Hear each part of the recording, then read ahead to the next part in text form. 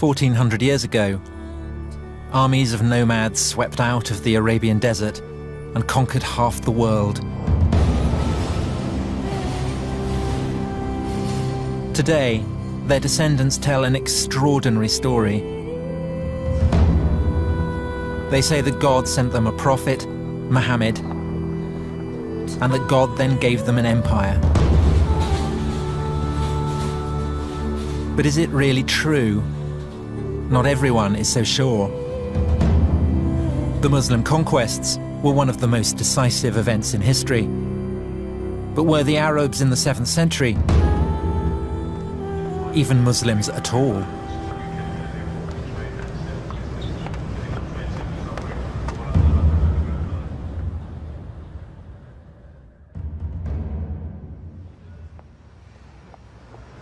My name's Tom Holland. I'm a historian. I write about ancient empires, so Persian, Greek, Roman empires. And now I want to write about the most influential of all the ancient empires, the empire founded by the Arabs in the 7th century, the empire that gave us Islam. I thought that it would be a relatively simple matter. It's been said that Islam was born in the full light of history. But when I began on the project, I discovered that that wasn't actually the case at all. When it comes to Islam's beginnings, there is no full light of history, only a kind of darkness. And when you start looking, everything seems up for grabs. From the beginning, I felt like I was being sucked into a black hole.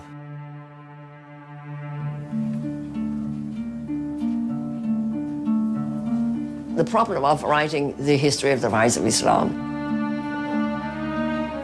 is that we have absence of evidence, and we have nothing on which to tell a story.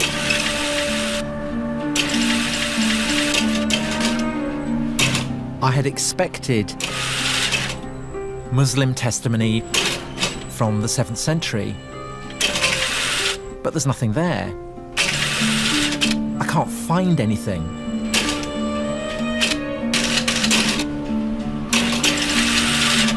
There's a problem here.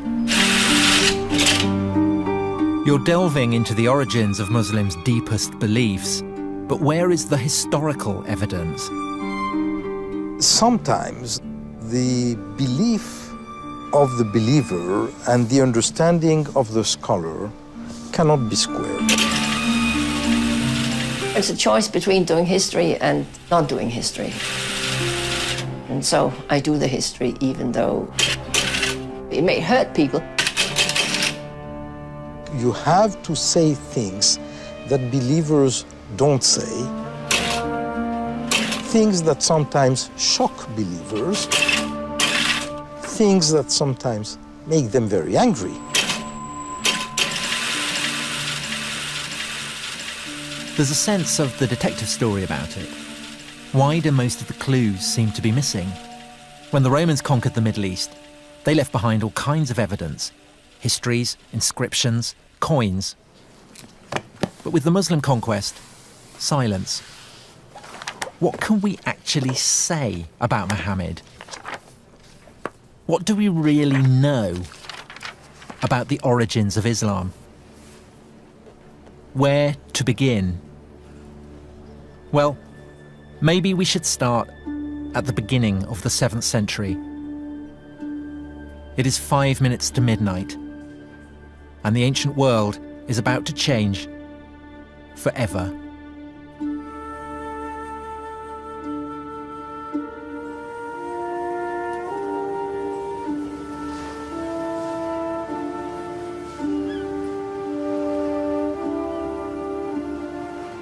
This is Istanbul.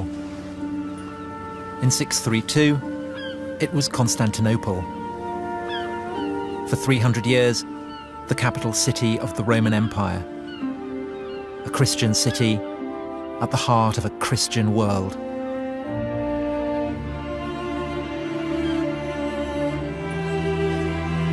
A universal religion for a universal empire. That was the Roman recipe for power. An idea fully appreciated by the Muslims when, almost 1,000 years later, they conquered the city and turned the largest cathedral in Christendom into a mosque. We know how and when the Romans became Christian because contemporaries tell us all about it. But what we don't know is how the Arabs became Muslim. Take a journey into the past, and you can't be certain where it's going to end. History is like a labyrinth. Once you're inside, who knows where it may lead?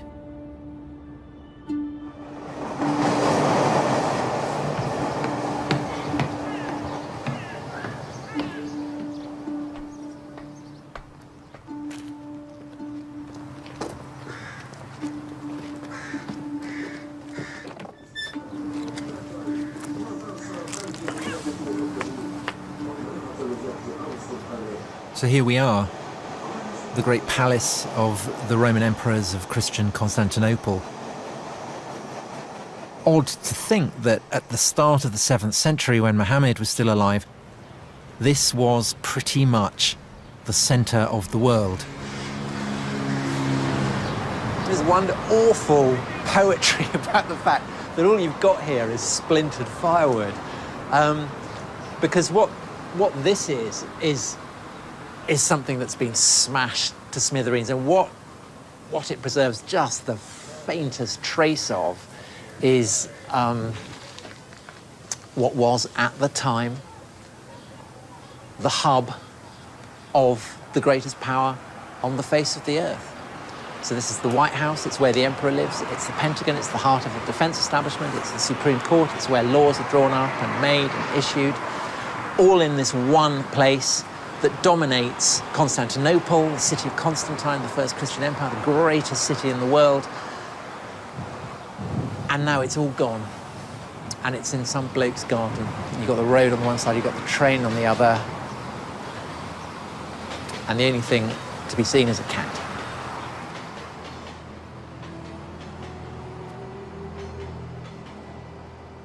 By 630, the Roman Empire had just overcome the worst crisis in its history.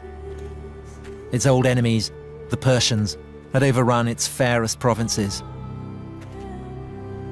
Persian troops had reached the very walls of Constantinople itself.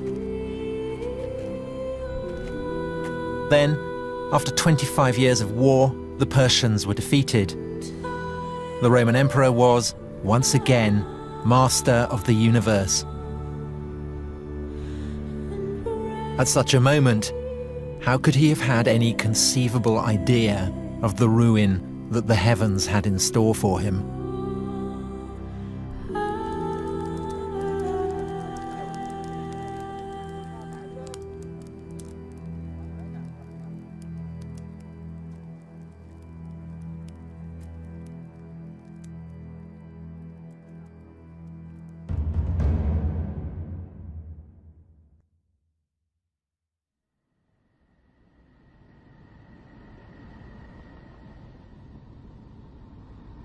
Professor, can someone like myself who is not a Muslim and who does not believe that God spoke to Muhammad ever hope to fathom the truth of the origins of Islam? No.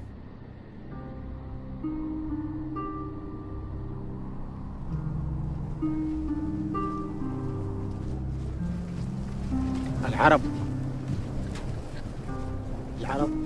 نعم الرسول عليه الصلاة والسلام كان عربيا. Bedouin, the face of the Arab conquest. The shock troops who, in the 7th century, swept out of Arabia and forged a colossal empire spanning half the world. And here in the desert, no one doubts that the conquerors were indeed Muslim. تركوا كل الدنيا ما فكروا في التجارة ما فكروا في الحياة ما فكروا في أبناء فكانوا يفكروا أني أقتل أو أن أموت في نص الطريق أو أموت ضيعة أو جوعا أو شيء لا كانوا يفكروا في هذا لا في نجاح الإسلام. Everything was for Islam. That's what they say today. The victories, the conquest, the empire. But how do we know Islam even existed back then? ثبت الدين وثبت كل شيء والحمد لله احنا ماشيين على سنة عشر على سنة الرسول. المسلمين هذه كلها من ذرية. يعني هذه احنا من ذرية الناس والله.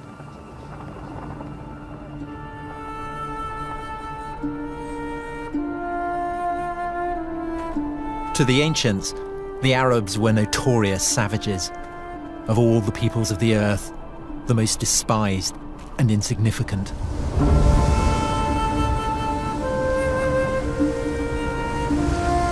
Yet after 10 years, in the first half of the 7th century, they deprived the Roman Empire of her richest provinces, crushed the Persian Empire, and taken possession of most of the Middle East.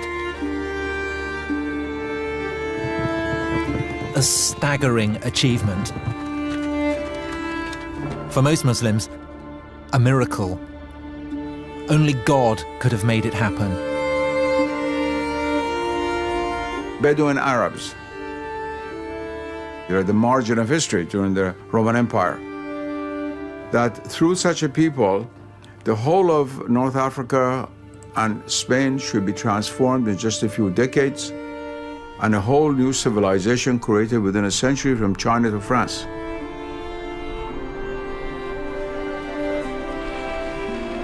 And this is a historical fact. And it all began, the story goes, when a merchant named Muhammad in a mountain cave heard something as terrifying as it was awesome, the voice of an angel. O Muhammad, thou art the apostle of God.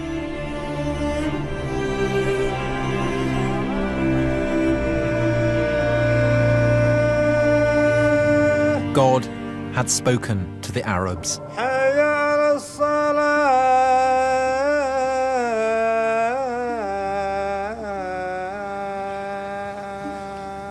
Allahu Akbar.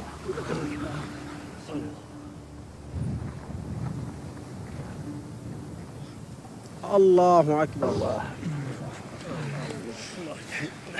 The message was as clear as it was elemental.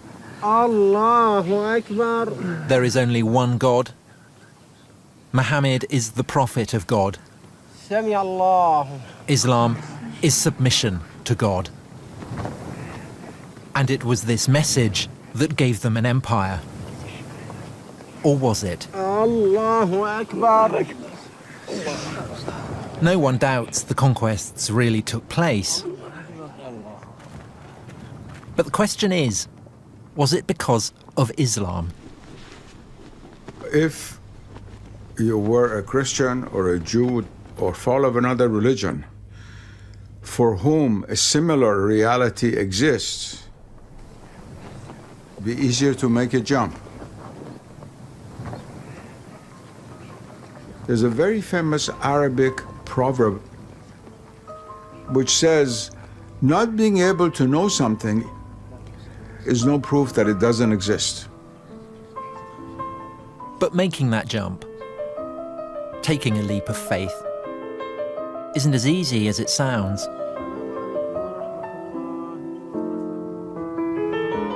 In Western universities, historical research is all about skepticism and doubt.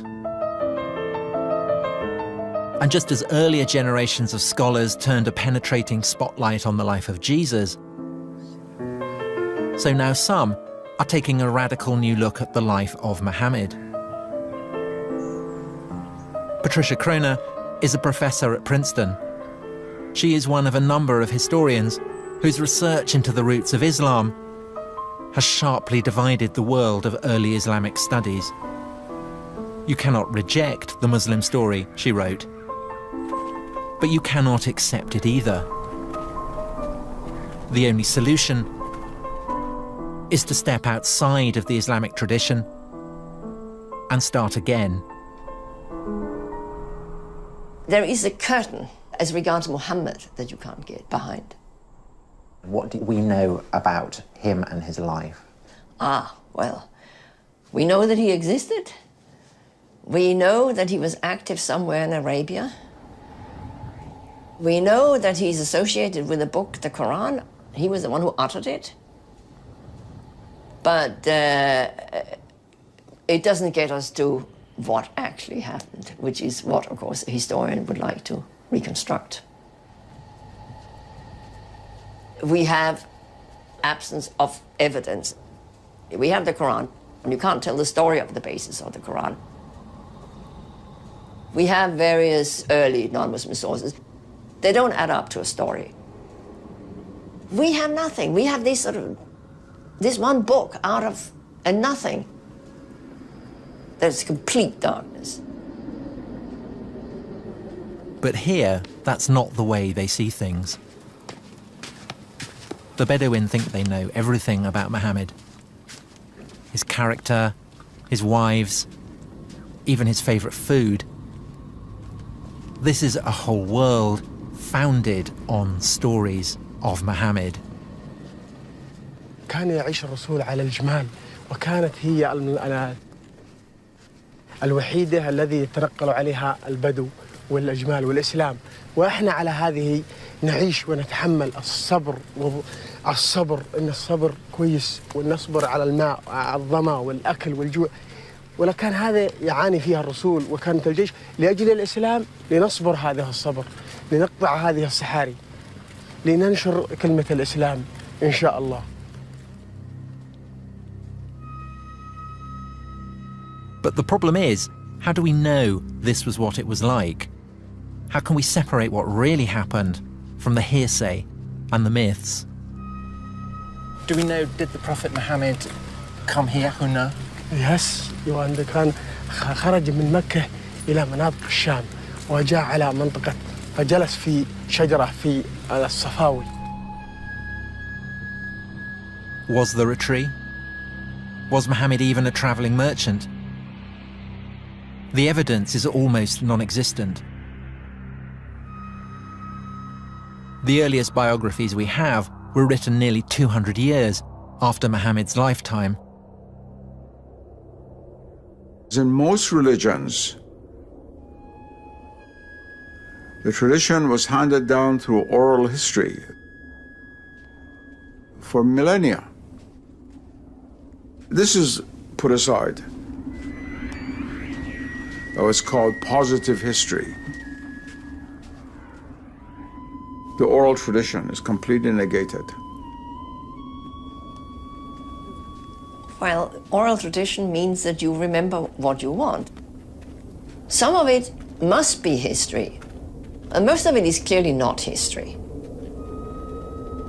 It's just that they have been reshaped, rethought. They have been taken out of their original context, serving new functions.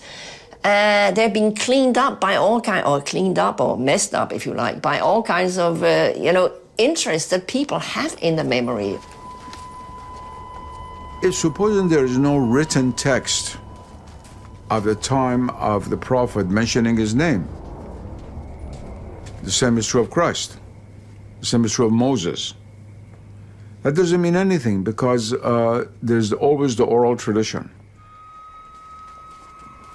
Sometimes if you have other sources from other points of view, you can suddenly see what it is that's been changed, and then when you can see that, you can also see why it has changed.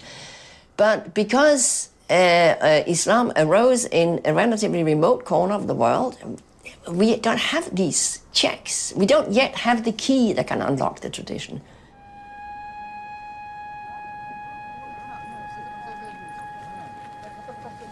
I came here to get close to the tradition. And when you're here, you can feel its weight. It's in the air. It's palpable.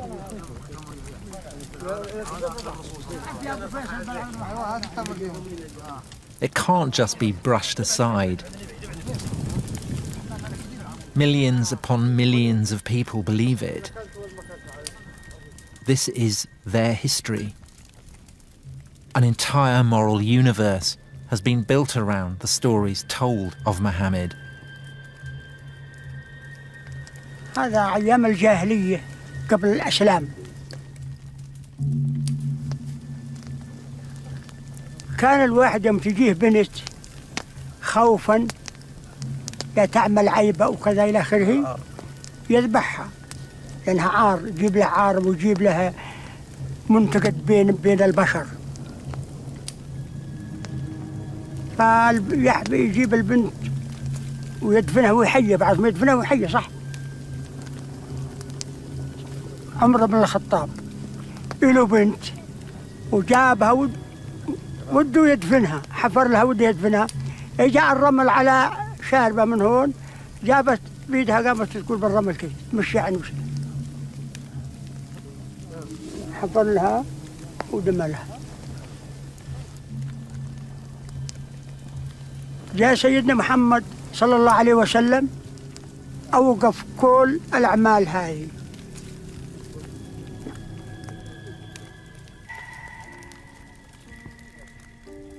Listening to all these stories, part of me very moved. The other part of me was wondering, well, how do you know this? Where do these stories come from?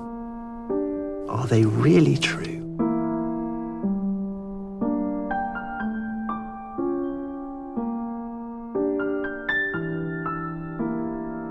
Gradually in the West, for the intellectual elite, the sense of the sacred was lost. Tribal person in Africa or in the Amazon has a natural sense of the sacred, whereas a graduate student at Oxford probably doesn't.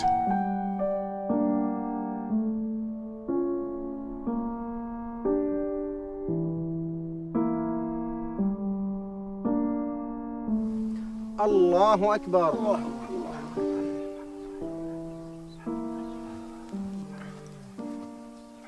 سمع الله من حمده. ربنا لك الحمد.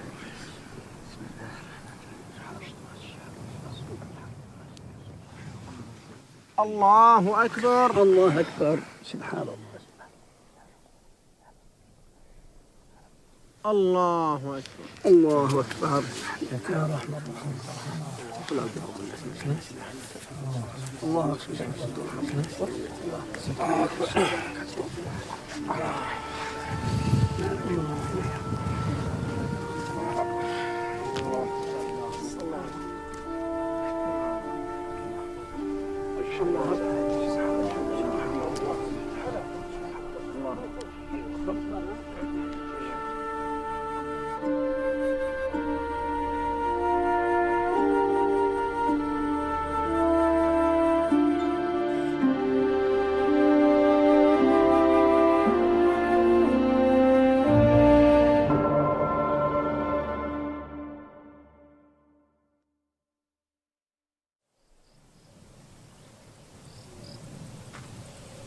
In some places, you have to be careful where you tread.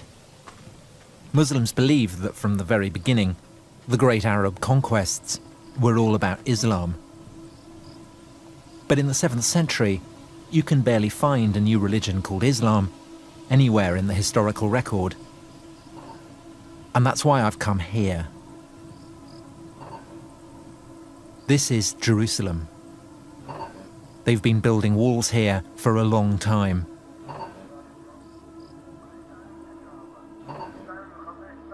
But they've never built a wall yet that could keep people safe forever.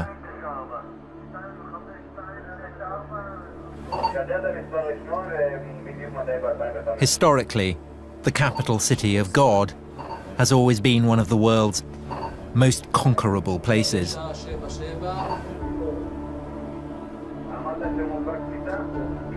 Here, if anywhere, in the one-time world of the Roman Empire, the 6th and 7th centuries live on. The same intensities, the same anxieties.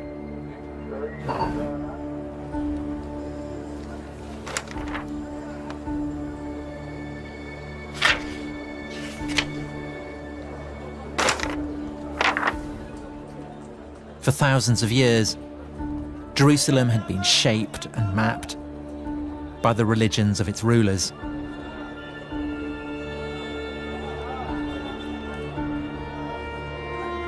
When the Jews ruled, they built a gigantic temple which dominated the city. Later, when the Roman Empire became Christian, Jerusalem was transformed into the world centre of Christian pilgrimage. Look at the street plan now, and you saw a map of a Christian world. The Jews were gone, airbrushed out of the picture. The Romans constructed a new Holy of Holies, the Holy Sepulchre, a vast cathedral raised over the traditionally accepted site of Jesus' crucifixion.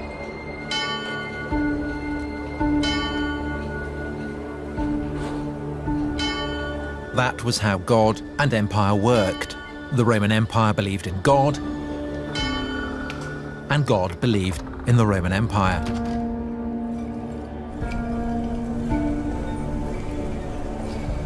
But then, in the year 636, God changed his mind. Arab marauders appear outside the walls. Sophronius, the city's bishop, writes that it is too dangerous to leave. The Arabs were closing in, and there was nothing people of Christian Jerusalem could do about it except to stay where they were, look out from their walls, and await the arrival of the Arabs.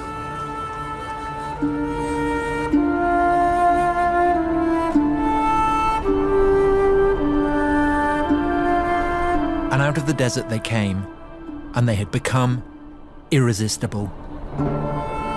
In 636, they beat a Roman army at Yarmouk.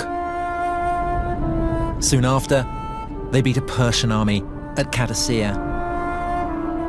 Both empires too weak after their own long wars to resist the Arabs. They marched into the richest provinces of the defeated empires. And less than 5 years after the death of Muhammad, they set their eyes upon the Promised Land. The land flowing with milk and honey, the land that God had promised to the Jews. Now, the Arabs had come to claim that birthright for themselves.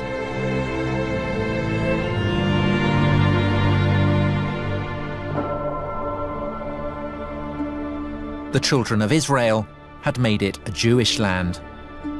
The Romans had made it a Christian, holy land.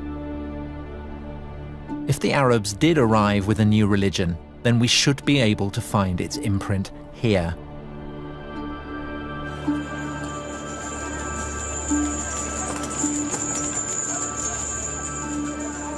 Contemporary Christian sources confirm that late in the 630s, the Arabs took over Jerusalem by peaceful negotiation.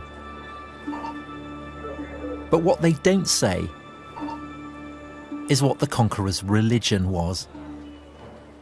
The truth of the matter is we don't know what was the true religion of the first Arab conquerors. We have a problem because this group of people from Arabia is tiny, and they're ruling over much larger populations who are very well versed theologically, of Christians and Jews and Zoroastrians, but very sophisticated religious ideas. Why would these populations not have risen up in rebellion against their Muslim rulers if these Muslim rulers are trying to impose something totally different that was hostile to their own beliefs? What were the Arabs up to? What were their motives?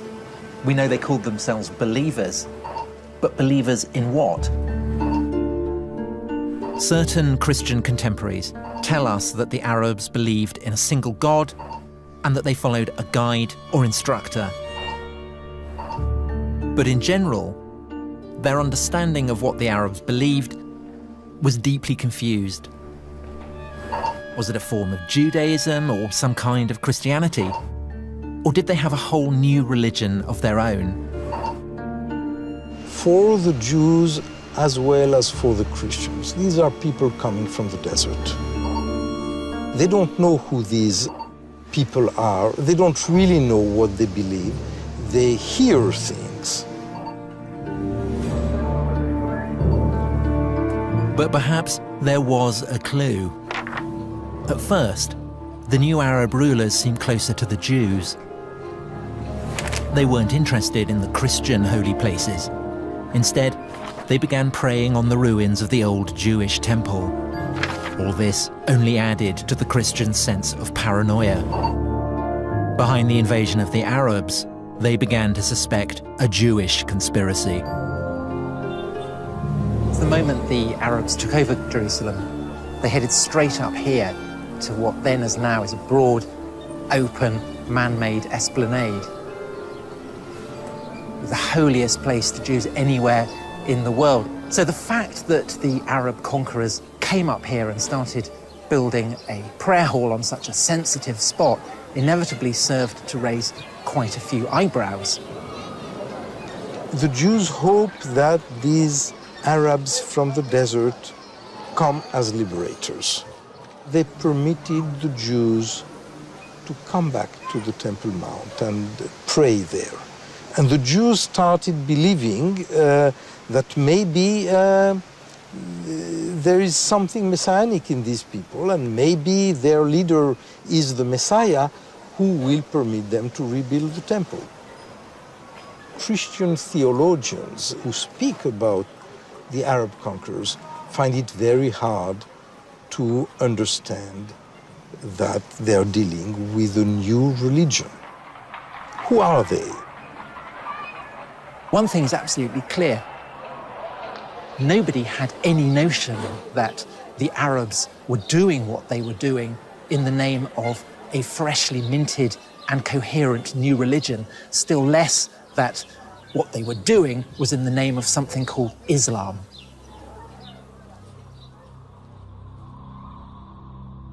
So did Islam even exist in those early years after Muhammad? In Jerusalem, 30 years after the conquest, it was business as usual. There were Christian pilgrims in the streets. The churches were full. Ancient religions were practicing their ancient rites. But where was the prophet in all this?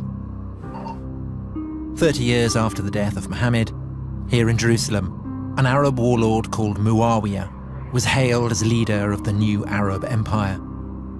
But if Muawiyah was a Muslim, then he showed precious little sign of it. The astonishing thing is that nowhere, not on his inscriptions, not on his coins, not on any of his documents,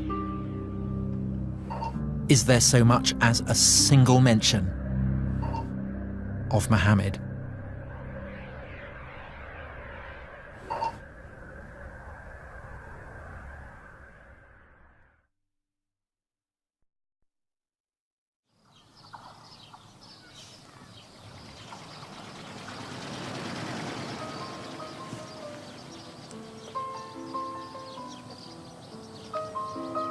I've been trying to trace the origins of Islam.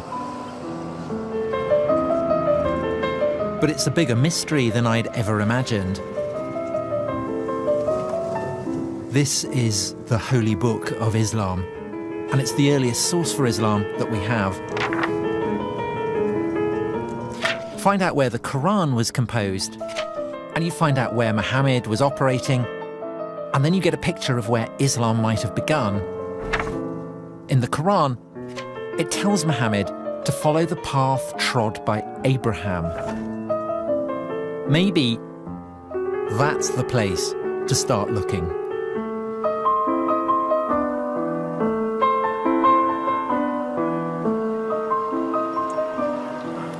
I'm in Hebron, which is a town on the West Bank, and I'm currently in a Jewish settlement.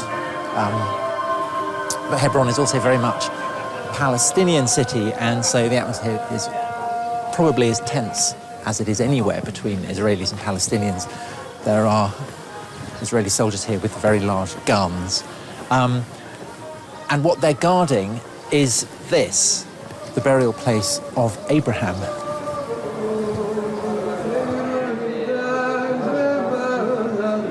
Abraham, through the line of his son Isaac, was the father of the Jews. When everyone else was still pagan, Abraham worshipped the one true God. And for this, God rewarded him and his descendants with the promised land, part of which today goes by the name of Israel. This is the tomb of Abraham.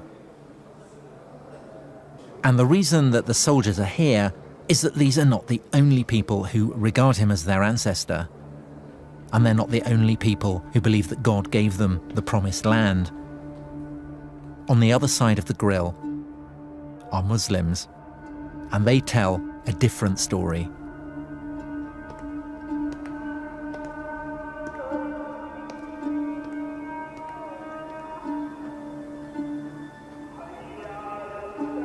This is the Muslim side, and the reason they revere Abraham is because, as well as Isaac, he had another son,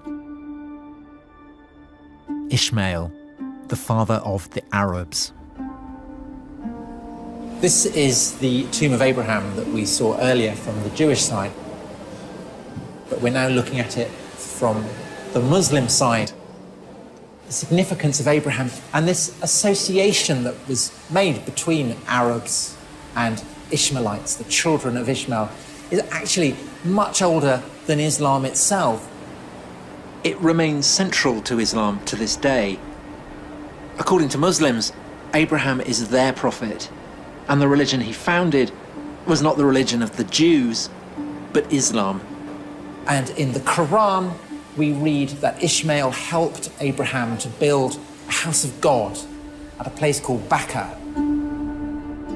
Neither the Quran nor any contemporary source actually specifies where Mecca was, but Muslims now would have absolutely no doubt that Mecca is another name for a place deep in the Arabian deserts. Mecca.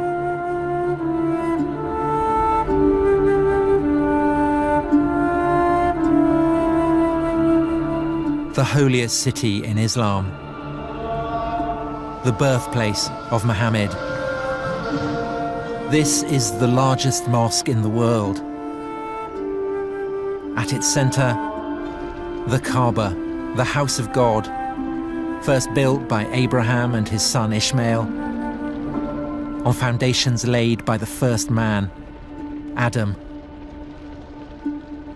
It is older and holier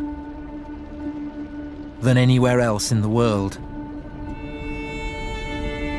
It was in the hills above the city that Muhammad received the first of his revelations from God.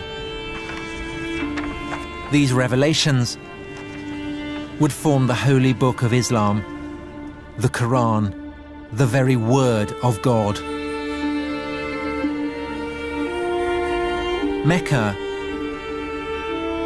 is where Muslims believe everything began. The crossroads of faith and history. Surely here then, you would think, we could find solid evidence for Islam's beginnings.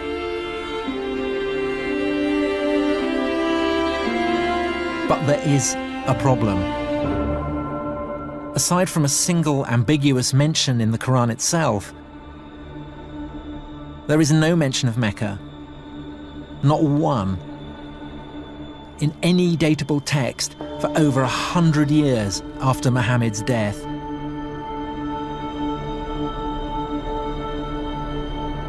How can we know that Muhammad does come from Mecca? We can't. But on the other hand, if he doesn't come from there, you have to come up with a plausible alternative for where he might have come from, and why would you want to take that on? Why take it on?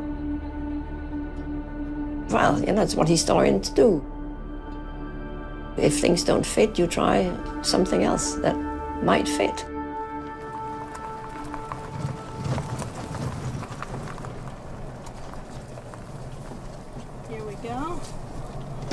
So this is it. Yeah, here we are.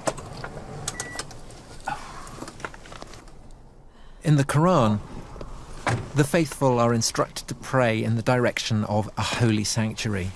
But what it doesn't ever say is that this sanctuary stood at Mecca. And to some archaeologists, a few early mosques suggest something different.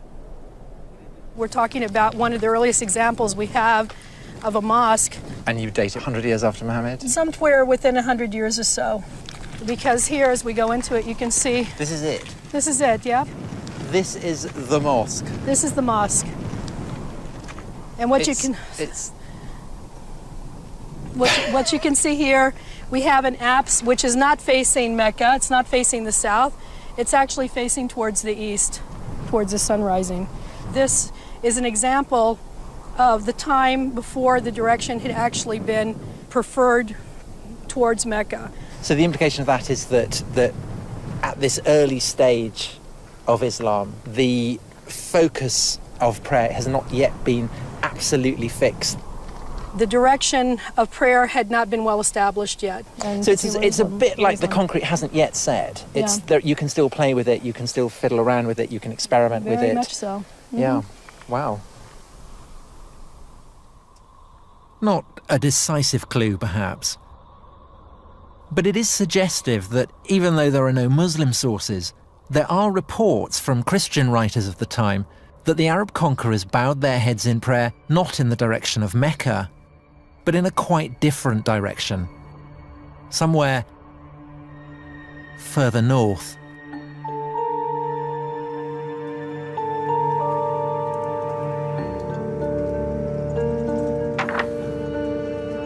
In the Quran, it never actually states that Muhammad lived in Mecca, nor that Mecca was where the first revelations took place. Does the material in the Quran point to Mecca being the setting for God's revelations to Muhammad? No, it doesn't. I mean, there is mention of a sanctuary. There is a sanctuary, for sure. But where is that sanctuary? That's, of course, we can't tell. It's devilishly difficult to sort of extract what the context might have been from the text itself. In Muslim tradition, the people of Mecca are pagans, worshippers of idols. But in fact, the people the Quran describes have a deep and sophisticated knowledge of the biblical tradition. The Quran retells biblical stories and alludes to biblical stories, not just biblical, but also post-biblical developments. All this is clearly known to the audience. It suggests that what we have is a kind of response on the part of, let us say, Muhammad, to the debates that were going on in Christian and Jewish communities, where they were debating theological issues and questions that come out of the Hebrew Bible and come out of the New Testament. And the Quran seems to be an effort to engage in the discussion. And so there's a strong connection with the late antique religious discourses that were alive throughout the Near East. So it's obviously not a pagan world we're looking for. The people in the Quran worship a single God, but it then accuses them of praying to beings other than God. And there's something else. The people the Prophet addresses in the Quran are farmers, agriculturalists, but there was no agriculture in Mecca. Mecca does not have an agrarian base. In Mecca, it seems to have been quite an arid valley. If Mecca is this barren, infertile place, how is it that in the Quran, the opponents of the Prophet are described as keeping cattle and growing olives and vines? Good question. This is one of the reasons why some scholars feel that the text of the Quran is really plugged into, say, Syria. Because that's where vines and olives grow, you would find much those further in north. Geographical Syria, right? You don't find olive trees in Mecca. So if Mecca wasn't the starting point of Islam, what was?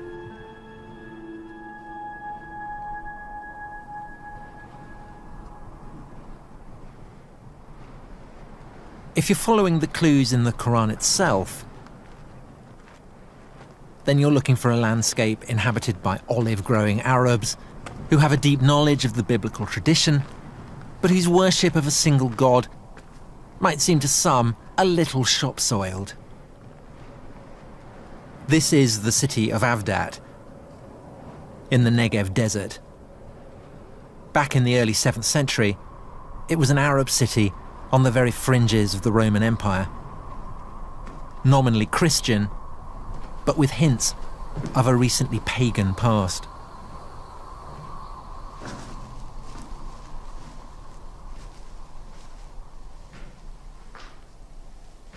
There can be no doubt that this is a Christian place of worship. There are 2 crosses on the ceiling, but there's also something very interesting in the corner, which is a bull complete with horns, and the bull is an image that very probably is drawn from much older native Arab pagan traditions. That doesn't mean that the Christians who built this were themselves pagan, but it does mean, I think, that they are giving their monotheism, their belief in a single god, a little bit of pagan colour. And that essentially is the crime that Muhammad in the Quran seems to be accusing his opponents of. But Avdat had more than the right religious complexion. It also had agriculture and olives. In the lifetime of Muhammad, all this would have been green. It would have been agricultural fields as far as the eye can see.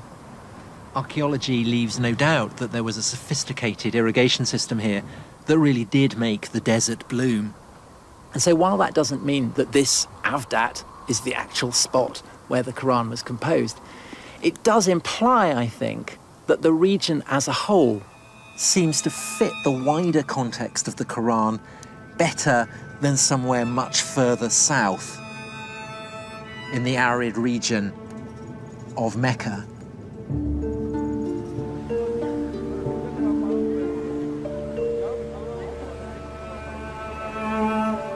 When you read through and through the Quran, what's really striking as compared, say, to the Bible, which is full of allusions to recognizable landscapes that we know, in the Quran, it's an effort to find an allusion to any landscape or natural setting that we could actually pin down.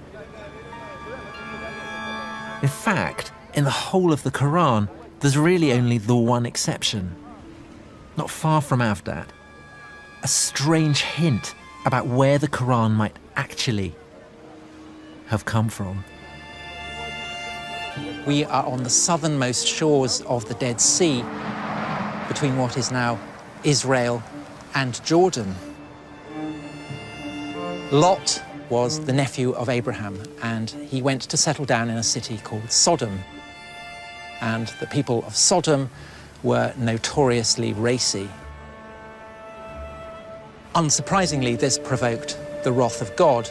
He destroyed his city, and this is said to be the remains of Sodom, where the anger of God was poured down upon it. And the Quran. So also was Lot among those sent by us. Behold, we delivered him and his adherents, all except an old woman who was among those who lagged behind. Then we destroyed the rest. Truly, you pass by their sites by day and by night. But if the people being addressed by the prophet are passing this place by day and by night, then what's it doing here? 1,000 kilometers from Mecca.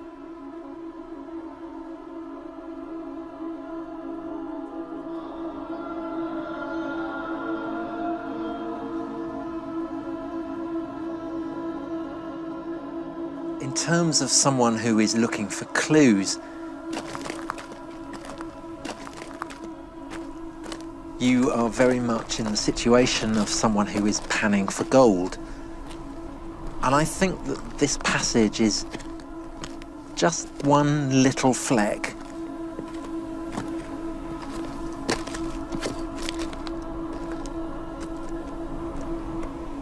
I mean, there is one possibility, of course, which is that this one fragment originated in this neighborhood. Perhaps the rest came from elsewhere. But that then begs the question of where all the various component parts of the Quran are coming from. Are they necessarily to be attributed to one person living at one time? Again, when you start asking that question, it's very hard to know how far to push it. It's from the West that this kind of history came up. That is, reason is the ultimate decider and judge of the truth. But what I'm saying is that those are not going to really give you the reason that is logically satisfying.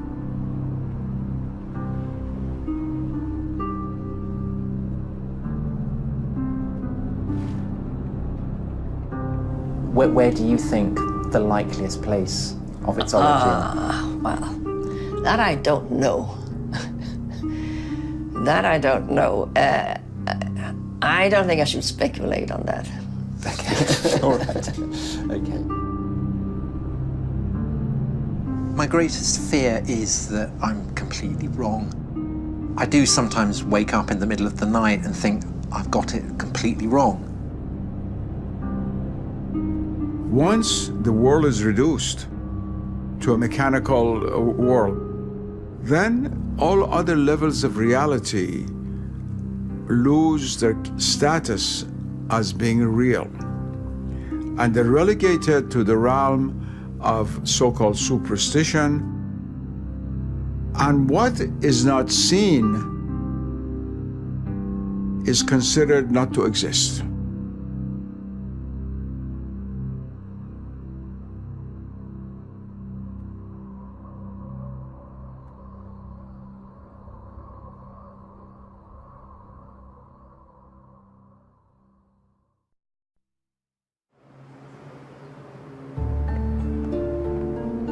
Trying to track the origins of Islam has been like chasing a mirage. The Arabs conquer half the world, but they don't talk about Muhammad. There's no mention of Mecca. So what do they do in detective stories? They follow the money. Any of these? What's the first coin that actually mentions the name of of the Prophet Muhammad on the coins? Do any of these coins mention Muhammad by name?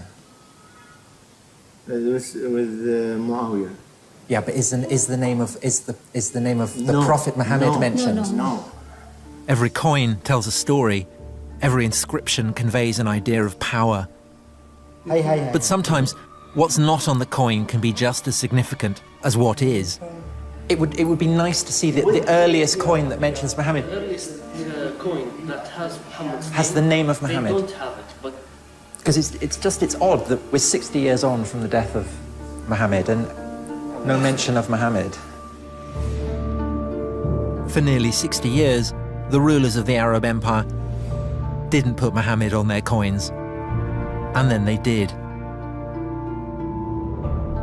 Maybe 60 years was what they needed to work out what the story really was. Maybe the issue isn't why Muhammad was not on the coinage at the beginning, but how he got there in the end. What if I've been asking the wrong question?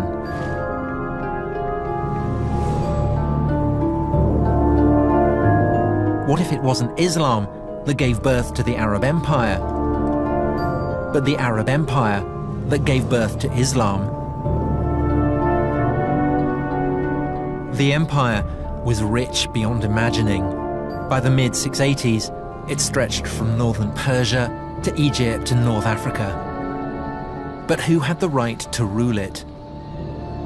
A vital question on which the Arabs could not agree. And with so much to play for, they began to turn upon themselves.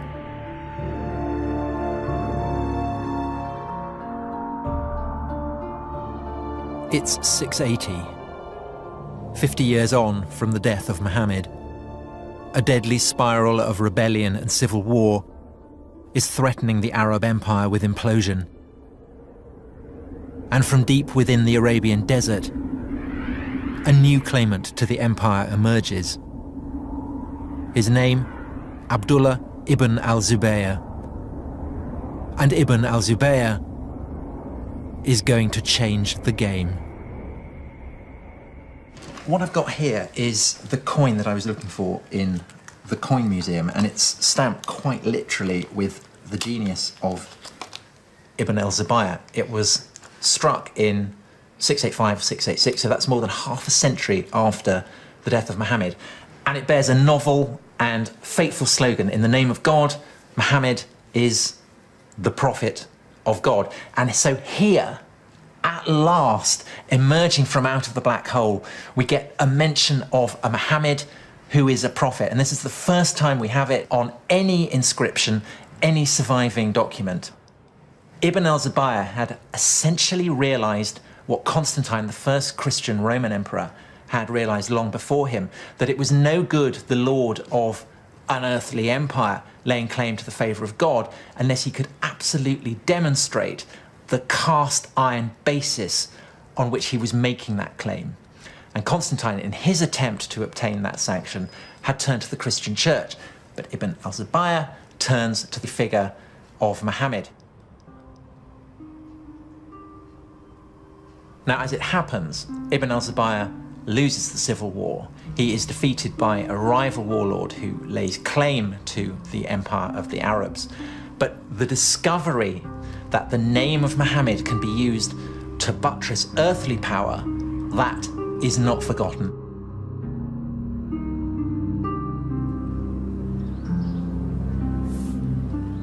The civil war had been a very close-run thing. And the victorious warlord, Abd al-Malik, had no intention of ever again allowing Muhammad's legacy to fall into the hands of a dangerous rival. The Romans had known all about religion and power. When they had become Christian, they had redrawn the map of Jerusalem. Now, Abd al-Malik set about fashioning a holy city of his own.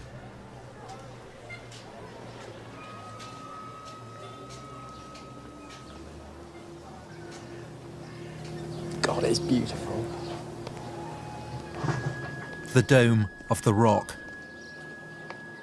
It's the oldest Islamic building in existence. In design, it was Roman.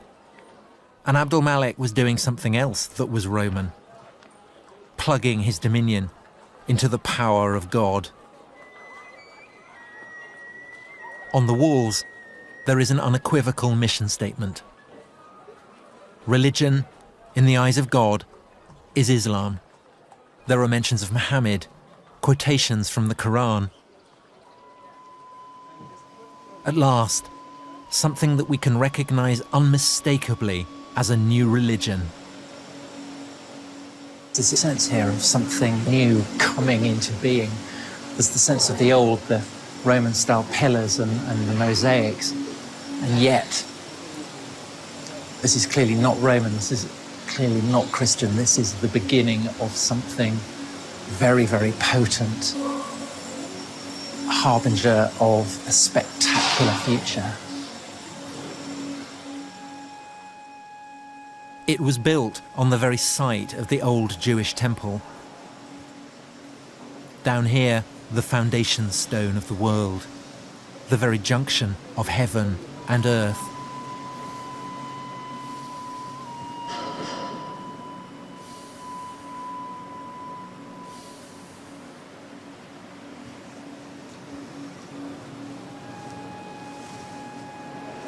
This is quite possibly one of the most awesome places on the entire planet. It is deeply, deeply holy, not to one, but to two great religions.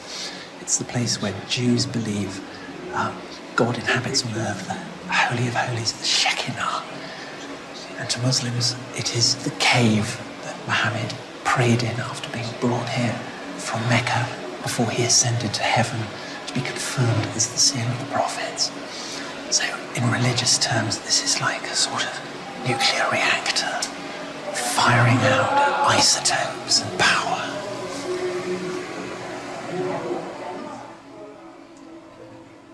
is certainly a very grand statement that we Muslims have superseded you Jews. And we have superseded you Christians by being filled with inscriptions directed against Christian Trinitarian beliefs. So it's Muslims saying, we are here, we've come to stay, and we are the winners.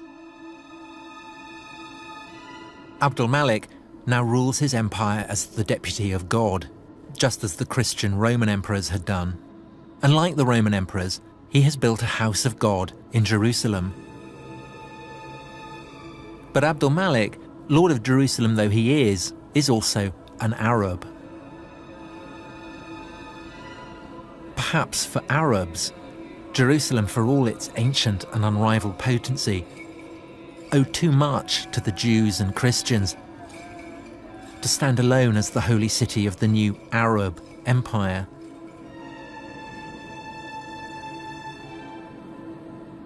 A poet at Abdul Malik's court describes him as the lord of two houses sacred to God, one in Jerusalem and one, well, he doesn't say where it is. And for 100 years after the death of Muhammad, no one says where it is.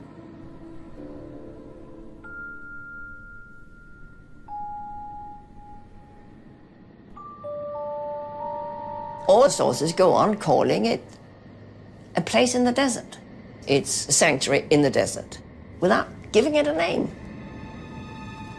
And at some point, this sanctuary must have been fixed at Mecca, in the middle of the desert. But why? The truth of the matter is we don't know what was the true religion of the first Arab conquerors. It's an Arab story. Arabs come from the desert. God is speaking to the Arabs. They don't want Jews or Christians having any influence on Muhammad. الرسول عليه الصلاة والسلام كان عربيا. المسلمين هذه كلها من ذرية. يعني أنا هذه إحنا من ذرية النسل. The Quran is in Arabic. The Quran is full of characters from the Bible. But if the book came out of the desert, how did these characters get there? We have nothing. We have this one book out of a nothing. We don't have the key that can unlock the tradition. But maybe that's the point. We're not supposed to unlock the tradition. God's message comes to a prophet. The prophet lives in a desert. There is no room for anyone else. It's remote. It's remote. It's uncontaminated. It's pure. It's a place where we can rule out that Muhammad got his ideas from others than God.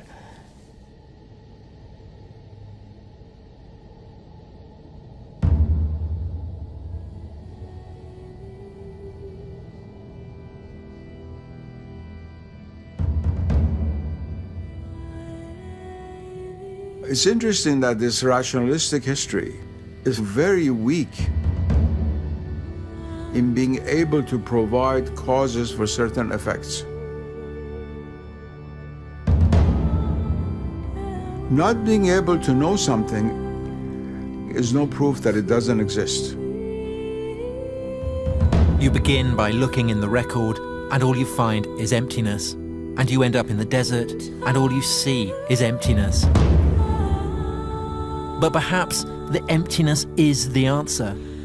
Maybe Mecca gave Islam what it most needed, a blank sheet where Muslims could put their prophet beyond the reach of history.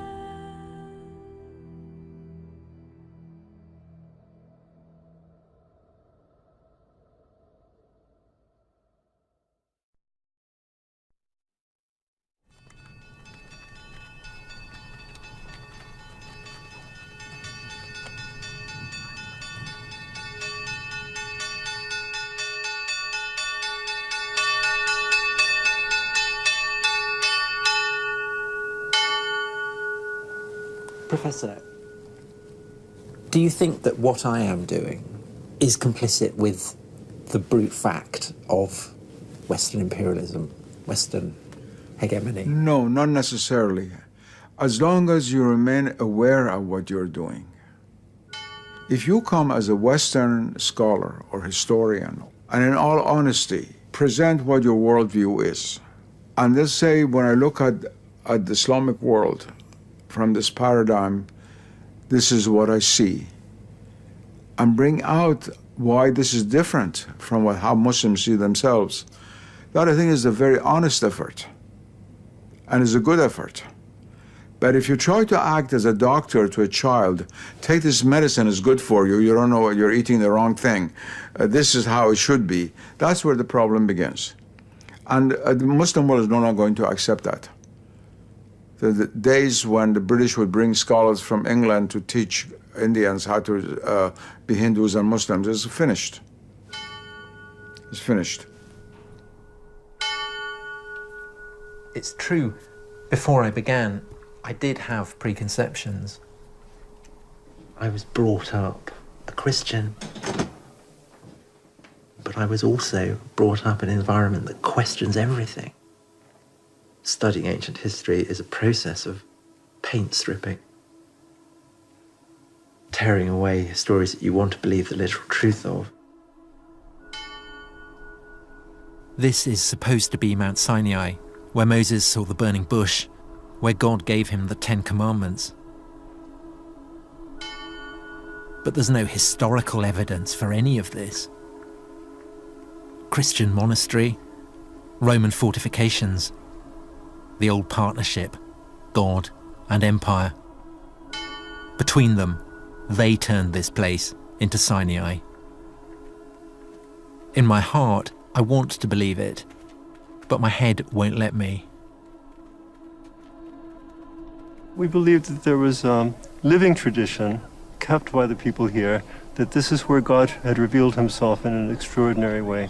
How much would it matter if it turned out that this wasn't the place where Moses had received the 10 Commandments? But the spiritual encounter with God is more important. The reality is there, even if your eyes aren't open to see things in actuality. God is always present, but you're not aware of his presence. Ultimately, the city of God matters more than the city of man. Yes.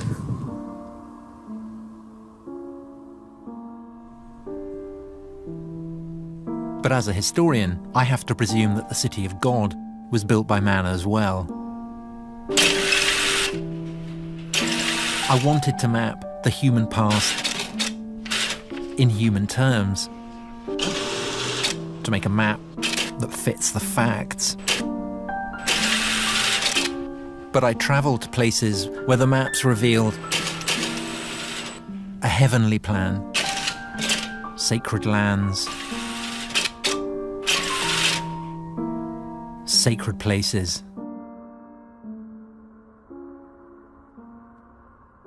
A world where you don't have to believe in God to feel the power of God.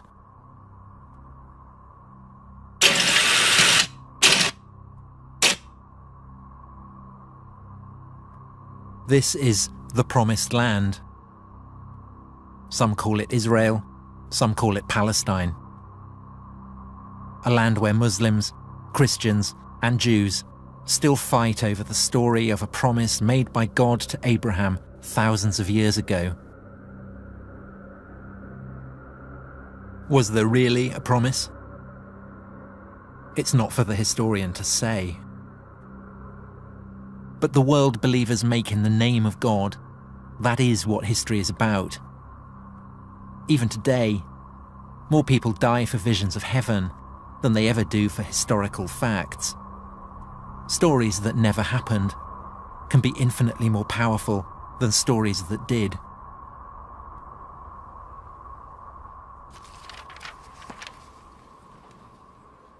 I set out to write the story of the beginnings of Islam. If you're a Muslim, then there's no problem. Everything is explained by God. But I'm not a Muslim. And I don't think that civilizations appear like lightning from a clear blue sky. What I think now is that Islam emerged from a whole range of circumstances. From the religions and the empires and the convulsions of the world that witnessed its birth. And yes, of course, it is still the case. The black hole that surrounds Islam's beginnings doesn't give up its secrets easily. But maybe we are getting somewhere. The search for the historical Muhammad, for the origins of the Quran, for the whereabouts of the first sanctuary, for the way Islam evolved out of the Arab Empire. These are pieces of a whole new story.